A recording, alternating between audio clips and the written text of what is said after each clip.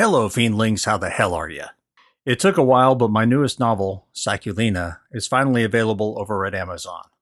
What is it about, you ask? Bill and Ellen are trying to rekindle their relationship. Upon accepting an invitation to a private resort, they find themselves accompanied by wealthy guests on a secluded, lush island. After Ellen and another guest encounter a massive glowing crab, everything changes. As the days go by, Bill realizes something is wrong with nearly everyone on the island, especially his wife. Feeling alone and outnumbered, he investigates and discovers terrors beyond imagination.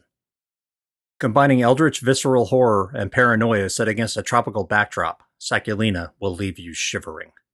I won't divulge any more details for fear of ruining it for you, but it is quite possibly the most traditional horror novel I've written in quite a long time, and it's a hell of a ride for a mere $2.99.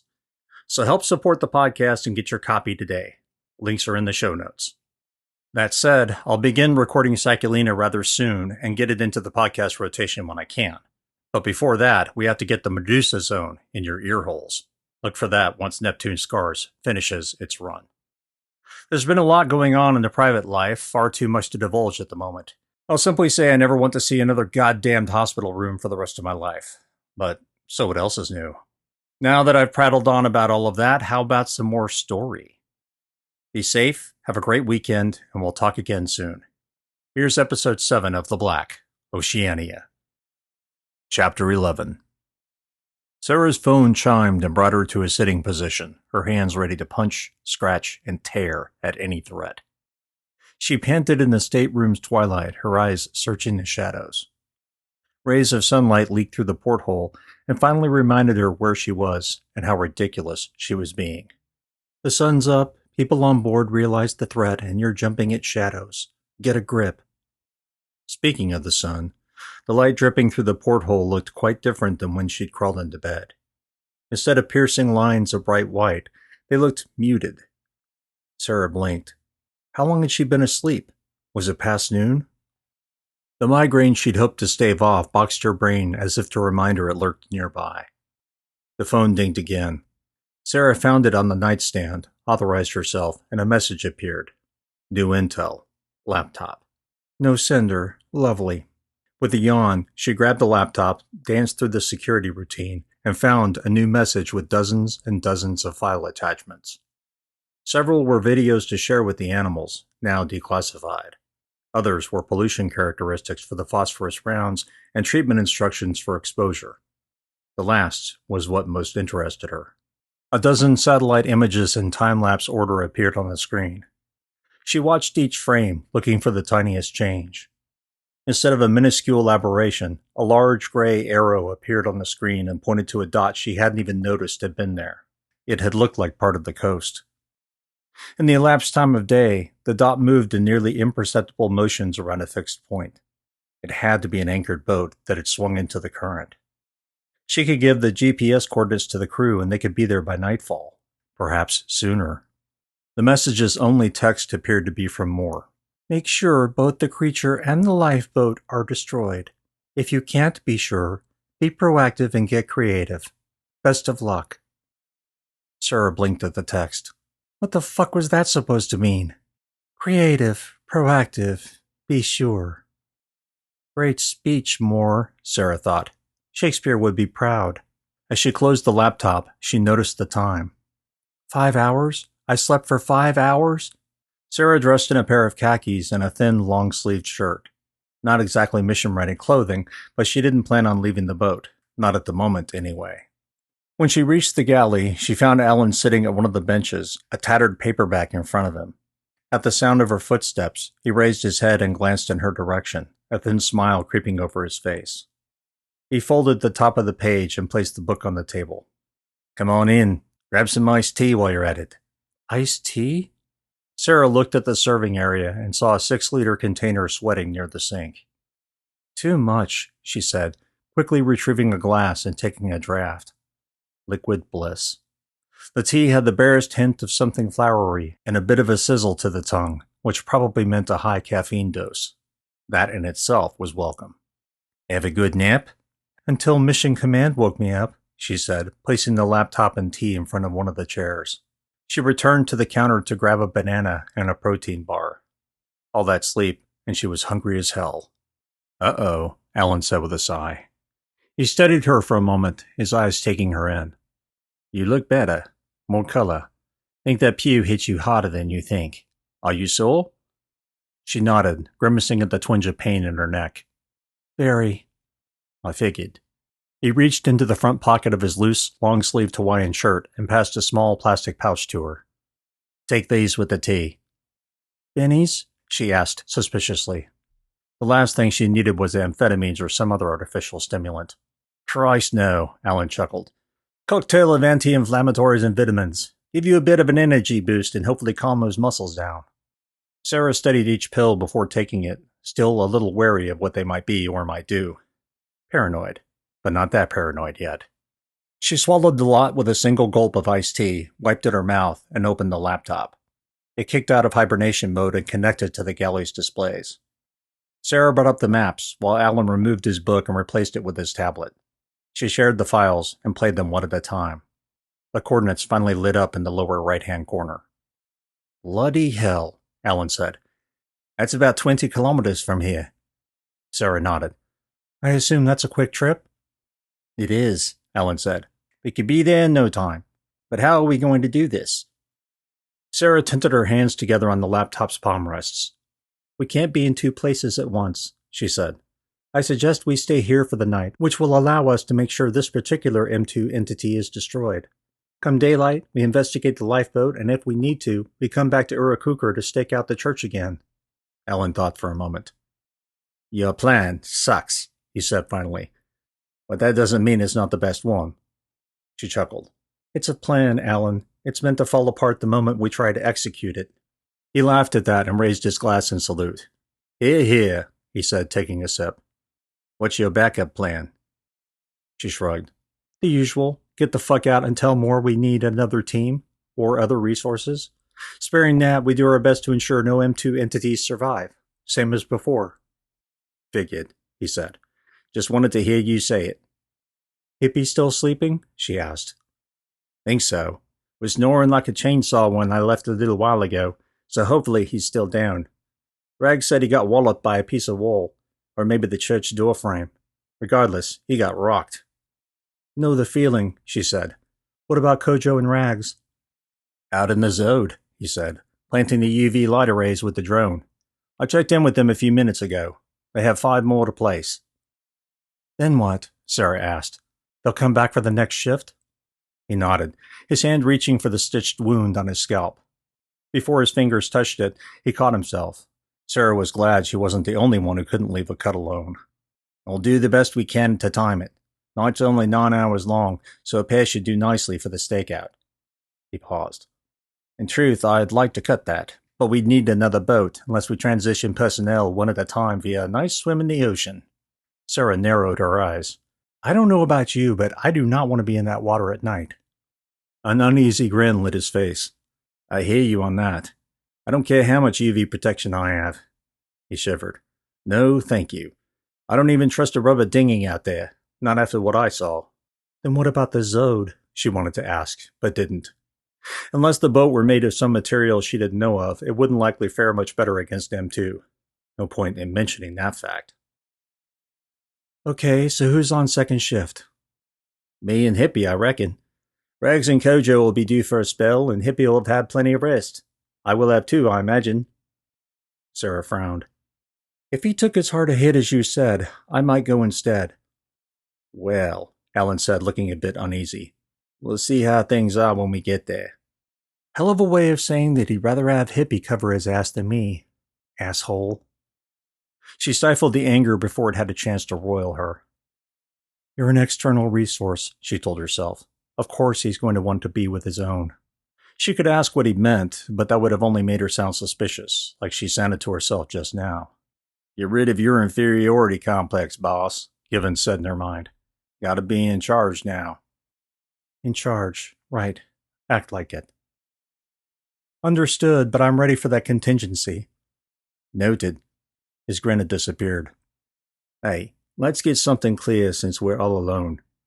Ellen leaned forward slightly, the buttons of his billowy shirt tinkling against the glass. She instinctively leaned forward. You are my resource. I'll leave the plans to you. You let me worry about the details, and if I say you don't go, you agree not to go. Sarah lifted herself out of her chair, her legs burning with protest. Understood, she said.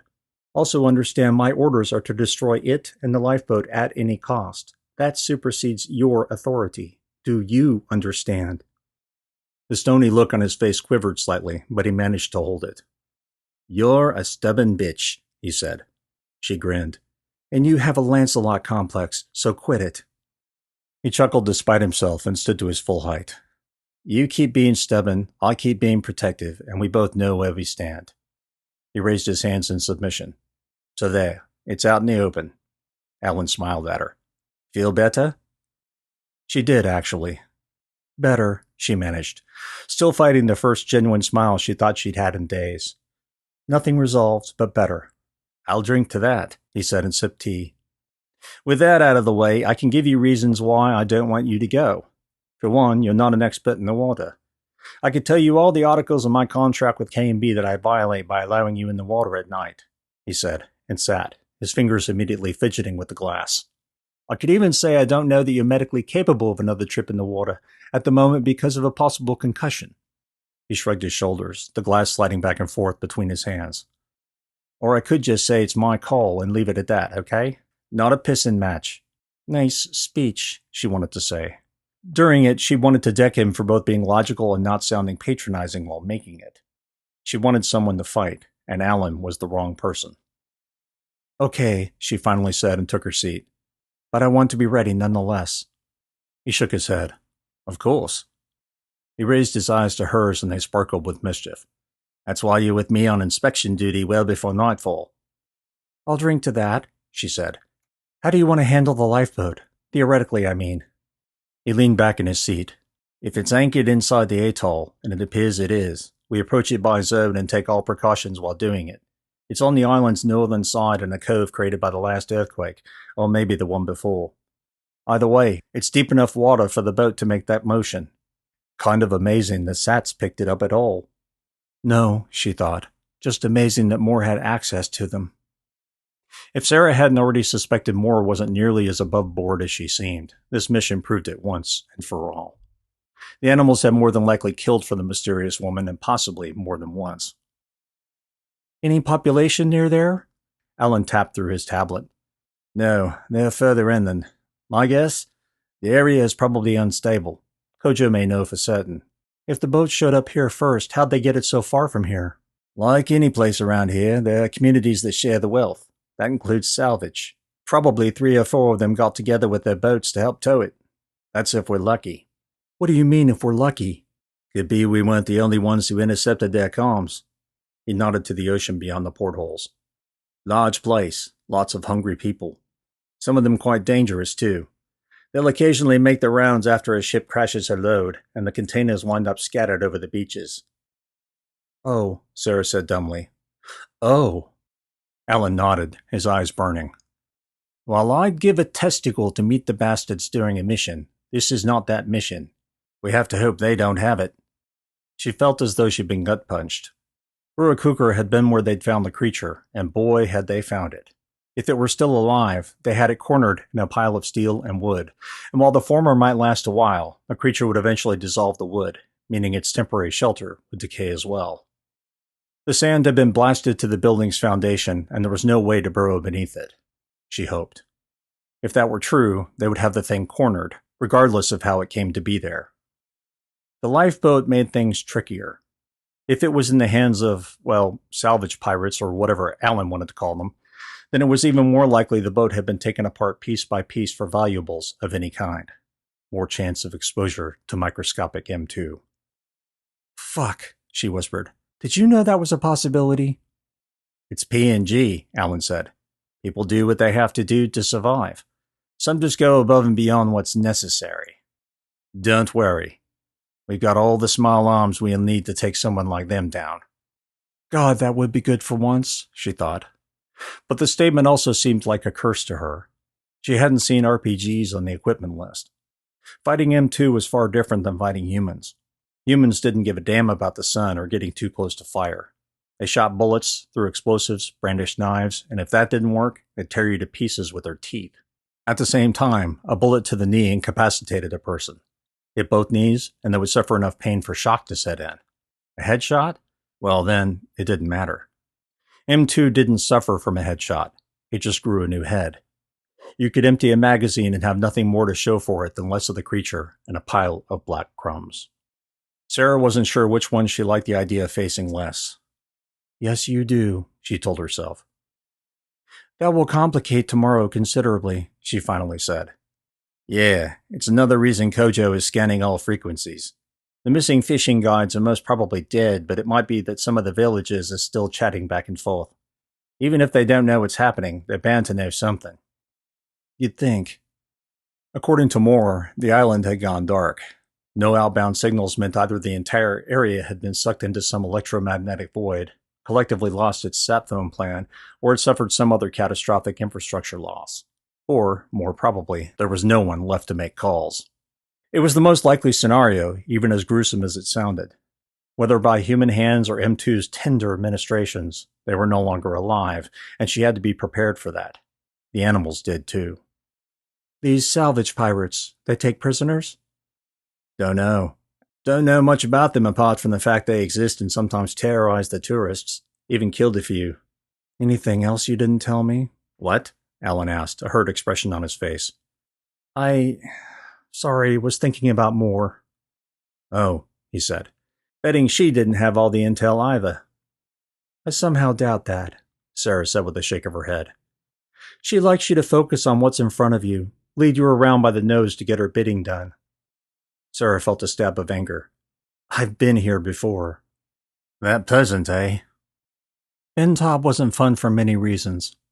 One of them was most definitely having that bitch dragging my team around like a personal chess piece. She paused for a moment. Then again, we're alive. I keep wondering if maybe she did that to give us the best chance to survive. I don't know. She stared into the glass, the ice cubes sparkling in the early afternoon sunlight. Can't figure her out. Why the fuck did you agree to come down here?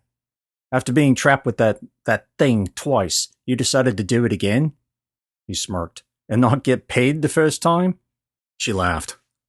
First time, wrong place, wrong time. Second, what else was I going to do? And third, she shrugged. It's personal. He steadied her face for a moment and gave a slight nod. I know what you mean. Chapter 12. Sarah and Alan spent the rest of the afternoon alternating between snoozing in the shade and watching the ROV's cam. Although the crystal-clear feed displayed plenty of color, the shadows remained somewhat pixelated. Does the ROV have a UV light? Alan nodded. Yeah, was on the manifest anyway. We'll get it tested before the shift change. Good, she said. Otherwise, I was going to suggest we bolt one on. As much as they dropped the ball on the phosphorus rounds, they didn't miss that little detail. How many times have you used this model? He raised his eyes as if to peer at his lids. 3? Yeah, 3 times. He glanced down at her. Sorry, was trying to figure out if the time the damn thing didn't work counted. And did it? I decided it did. Lovely. Catfish would be incensed. So you've said. He looked down at his tablet and smirked. Rag says they have 2 more to go and to get the beers ready. So another hour? Minimum, Alan said. He tapped the tablet a few times and the display changed. These are cam feeds from the UV arrays. The window split into 10 different screens, 2 of them blank. When the other 2 are in place, the software will generate a 3D view we can rotate in all directions. Sarah blinked. You're shitting me. Alan shook his head. It won't do us much good in the darkness, but during the day, we have it covered. How are they powered? Sarah asked. By the Zode. Cables separate from the drones. Makes piloting it all the more difficult because you have to ensure you don't get entangled. If that happens, someone gets to go in the water. She stopped herself from saying, lovely, again, but only just. I'll try to remember that. Oh, and that's another thing, he said with a snap of his fingers.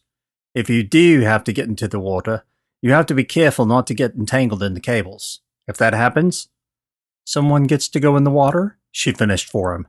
Alan nodded. Presuming you don't get eaten. A look on his face sent a shiver down her spine, not because he appeared to enjoy the idea, but because of the terror lurking in his gaze. She wasn't the only one barely holding their fear in check. That, at least, was a comfort. "I'll remember," she said. "What about driving the drone?" "Oh, that's more of a hands-on thing. Ever flown a plane?" he asked. "No, not apart from video games, I guess." "Same general controls, same general ideas. But instead of a single hemisphere of responsibility, you have an entire sphere to worry about." He paused a moment. "What?" "Hemisphere. You mentioned that when we were on the dive?" "Oh, just something I say. If we're in the deep ocean, it'll be sphere instead." Ellen looked confused. "What? They have to be told to look in all directions?" "Well, no," he said. "That's not what I meant. I meant—" He stopped. "It's just something I say." She grinned at him. "You were saying about a sphere?" "Yeah. When you drive a car, you only move in 2 dimensions. I mean, in general. You know what I mean. But in the air, in the water, it's different. Obstacles below, obstacles above, obstacles on all sides." "Stuck in the middle with you?" Alan laughed. "Good song. And yeah, more idiots to the left and right. Whole sphere of them." "And unlike a plane, you have reverse." "Right. You'll get the hang of moving it just fine. It's holding it in place that's the bitch. That and stopping." Alan tapped the tablet. "It'll be fine." "Plan for the worst." "And pray for the best," Alan said without looking up from the screen. "I don't pray," he said quietly. "Another reason I like to be prepared." She grinned. "Best reason I've heard yet," she said, and studied the feed windows. The church had mostly collapsed in on itself, apart from the roof, which had almost ceased to exist. Metal support beams had been twisted and melted in places, and the piles of wood looked diseased. Since the creature detonated near the top of the church, it had blown the wooden beams apart and splintered the remaining rotted wood into a misshapen pile. With the island shore as its backstop, the edges of the concrete foundation made up the rest of the creature's daytime prison. If it had survived, even slinking through the many gaps in the wooden pile would have resulted in deadly sunlight raining down upon it. Shortly before dusk, with the sun setting low across the sky, she imagined portions of the pile would provide enough shade for it to escape. And where would it go hide next? The other 2 buildings had more than enough exposure to the sun to make them unsuitable for long-term shelter. If it were still alive, M2 would have to ditch its former hideout and head to the nearest sanctuary it could. The fine white sand beneath them might not cover much of the rock. In short, burrowing would be an option, but hardly the best one available. Once beyond the buildings, there were few areas to hide a large organism from the sun. It would have to get much further before it reached anywhere near deep midnight. Or did it? If it could survive long enough in the shadows, moving only when the sun changed directions, it could adhere to a reef wall or something similar. Maybe flow into the separate chambers, holes, or whatever they're called. Take up residence inside until the ambient light is low enough for it to survive. "Madness," she said aloud. "Utter lunacy." "What?" Alan asked. "What did you say?" "I'm beginning to think like Jay Hollingsworth, and I don't like it. Think I've spent too much time listening in on the scientific stuff." "Okay, but what about lunacy?" "Just wondering where the creature might try to flee to. Maybe one of the reefs? Crawl inside to protect itself from the sun?" He frowned. "Oh. Not completely mad, but it might have to split itself into many pieces if it were large enough. Can only fit so much mass in a mostly enclosed space." "Point," she said. "That reef near Keko? Would it be big enough for that?" Ellen shrugged. "Don't know how far down it goes. Kojo might, but I doubt it. Since the quakes, the topography has been a bit tough to keep track of." "I imagine so." Rags and Kojo had placed the UV arrays less than 2 meters from the concrete foundation. When finished, the rectangle would have coverage from all 10 lights, creating a crossfire along M2's possible egresses all the way to the shoreline. M2 had nowhere to go. "How long are the Zode's batteries good for, lurking like this?" "Don't know, and it doesn't matter," he said. "We can recharge them using the diesel engines." "Okay, this might work." "Might indeed. Maybe Moore can send a chopper to check on the lifeboat before nightfall." "Does K&B have someone like that?" "K&B always has someone like that. A friend of a friend of a friend kind of a thing. It wouldn't take someone too long to fly from New Ireland, assuming they can get clearance. P&G can get tetchy about helicopter rides out here." Spooks the tourists? Guess so. Sarah opened her mail client and asked Moore to send a helicopter to check on the lifeboat. After sending the message, she returned her gaze to the monitors as number 9 appeared. One more to go. One more light array and cam feed, and they'd have all they would have, apart from the ROV itself. Unless you want to get into the water, she thought. No thanks, and fuck that. By the time Kojo and Rags were unhooking the tethers, affixing them to a buoy, and leaving it anchored and floating 150 meters from the church, Sarah had donned a wetsuit and kept it half-zipped, the top portion folded behind her. Alan had done the same, but now he was with Hippie, and he'd been there more than a few minutes. She didn't take it as a good sign. She doubted any of the animals were capable of slacking when it came to mission objectives, which meant Hippie had taken a harder hit than she had. The migraine hadn't yet appeared, but she felt it just beneath her thoughts, promising it would revisit her at the right time. Of course you will, she thought. The thump of Alan's feet caught her ear and she turned to the stairs. He rose into view, a worried look on his face. When he noticed her gaze, he tried to smile. He's sleeping again, Alan said. I don't like it. Sarah glanced up at the monitors. They're on their way back. Can we wait? He shook his head. No, just means I'll need to have a quick chat with Rags before we go. Hippie's our medic, and she's the backup. Alan groaned. Harper might have to help out. Is that a real problem? He mocked a heart attack, hand punching and pounding on chest, face set in a scream. He stopped suddenly, put his hands down, and looked at her soberly. No, it's not. And I was worried about me having gone loony. Alan's grin was infectious. Stress reaction. Sorry. He steadied her gear. You look ready to go. As much as I can be, she said. Still don't like the idea of falling overboard. And as I told you before, the solution is don't. The rumble of the Zode's diesel engines, muted just a few seconds ago, rattled the dying afternoon air. Alan pointed aft. Help them get unloaded, and I'll be there in a few ticks. With that, he turned and made his way back down the stairs. Instead of turning to enter the animal's stateroom, he went into one of the others. Sarah wondered if that meant he knew Harper would be in her cabin. Or maybe it wasn't really a cabin. Butterflies in her stomach, she left the galley and headed aft. Alan had already shown her the ins and outs of managing the ingress ladders for the team. It turned out the ship had several, although Sarah didn't know if the manual crane for supplies counted as one of them. She figured it would do in a pinch. She touched the crank next to the large ladder spool on the aft deck. The ladder unfurled with a rattle as it spilled into the ocean. The Zode reached the stern a moment later, Rags peering up at her with a tired grin, Kojo's face set like stone. Rags secured the Zode with a line and Kojo killed the engine. A moment later, Rags had climbed the ladder and scrambled onto the deck. Where's Alan and Hippie? Alan said he'll be back in a minute.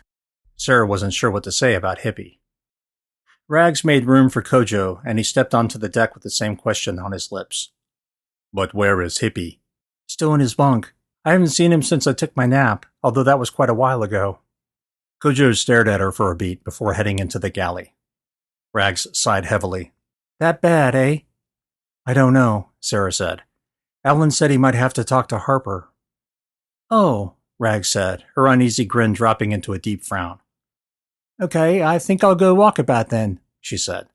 Betting Alan will be back in a minute. See you. The large woman headed into the galley and disappeared down the stairs. From the moment Alan returned from checking on Hippie, the tension in the air had increased exponentially. Right now, the animals were somewhere below deck, having a private conversation. Meanwhile, the sun dropped lower in the sky with every passing second. She felt that Alan needed to hurry, that they might miss their chance to find or kill it with the UV lights. You could always go by yourself. She sniggered at the thought. No fucking way. A door closed below her, followed by the thump of footsteps. Sarah turned and watched Alan exit the galley, a soft-sided cooler hanging from his shoulder. You ready? He asked. Yes.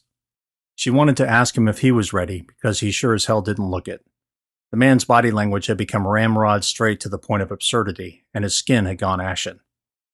Is everything okay? No, but it never is. Come on, he said, gesturing to the ladder. We're already running late. Sarah went first and neatly scrambled down the ladder. Alan descended more carefully, the soft-shell cooler banging against his back and hitting the flap of his half-zipped suit.